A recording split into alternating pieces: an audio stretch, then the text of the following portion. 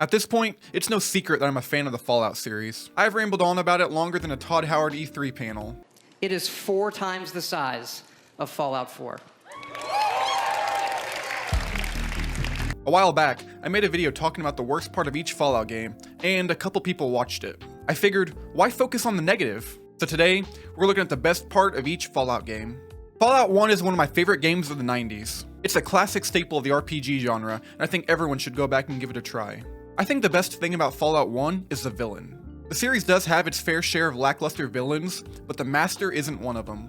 His backstories and morals turn him from a generic villain to a fleshed out and troubled character.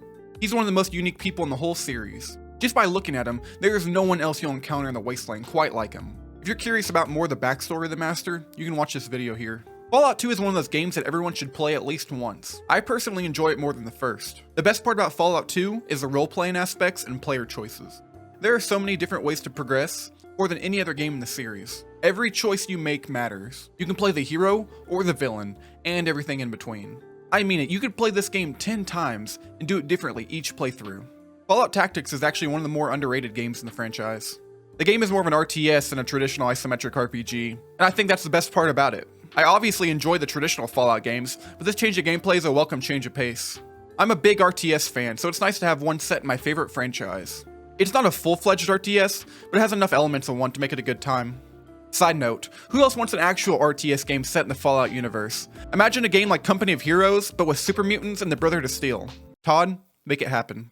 Nothing about this game is good. Fallout 3 is a game that I've always... Okay, fine. I don't like Fallout Brotherhood of Steel. Not at all. It's a stain on an otherwise solid franchise. But if I had to pick one good thing about the game, one thing, it would be that the game is so far removed from canon, it's easy to not even consider it a Fallout game. And yes, that counts as a good thing. Fallout 3 is the game that introduced me to the series, so I'll always look back fondly at it.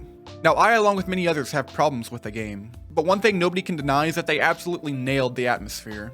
The music, the people, the green tint, all of this comes together to bring us an amazing experience.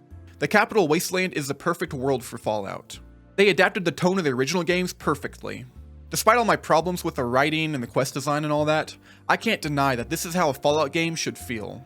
Now how could I possibly decide the best part about New Vegas? This is widely regarded as the best game in the franchise, maybe even the best game of all time.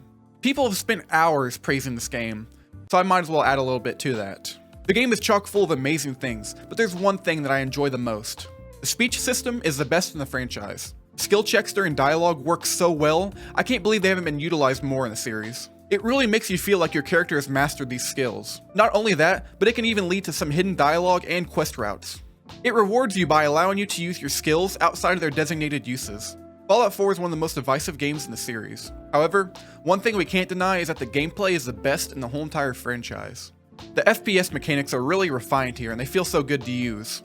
This also brings changes to the power armor system as well. Power armor in Fallout 4 acts almost like a mech suit rather than a traditional suit of armor.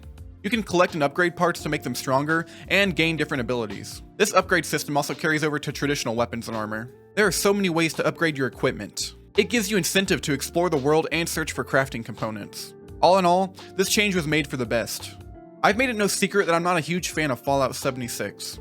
Yes, I understand that it's improved after launch and they've added so much more content, but it's just not for me. However, one thing I've always enjoyed about the game is the open world. It's one of the biggest maps in the series and it's full of content. Now bigger doesn't always mean better, but this game pulls it off pretty well. There are 6 unique regions that feel different and have plenty of things to explore. With the game being a live service game, the map is a good blueprint that they can add content to over the years.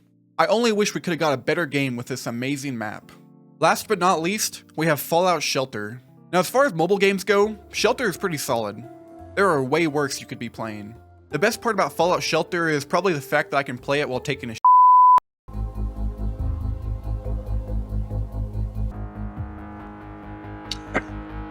So there are the best parts about each Fallout game. Did you agree? Disagree? Let me know in the comments. Like I said before, I made a video about the worst things in each game that you can watch here. I really enjoyed looking back at the series, both the good and the bad. If you enjoyed this video, liking and subscribing really helps me out a lot. That's all from me. Have a good day. But also, like many of you, we have always wanted to see what our style of game could be with multiplayer. Oh!